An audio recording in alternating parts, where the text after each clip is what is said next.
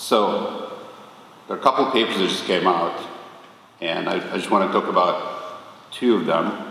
One of them is DSM has changed 2 terms in its history. So the one that was recently changed was gender identity disorder, was eliminated and replaced. In 1973, homosexuality was a mental disease. So I think everybody always agreed it was probably a good idea to get rid of it.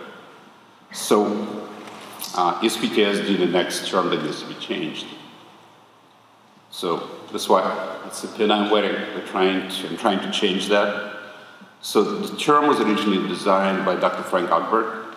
He defined Stockholm Syndrome. So he wrote a letter to the APA in the 90s. And he'd been trying to change the name. And we did a survey to see if the name change actually does anything. And I know Frank very well, thankfully. Amazing man. So this was published in Curious magazine or journal.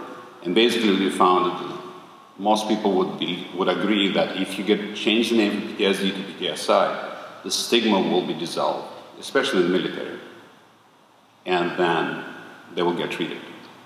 And basically it would be, and this is some of the pretty pictures, but the bottom line is we found what Frank believed based on his findings. And I think it's an important thing to talk about, because if people can start going to see the professionals instead of staying at home and killing themselves, it could be a great thing to do. So I implore anybody who has the power to start moving. That'd be great. Frank is still around. He's 86, but he ran out of steam.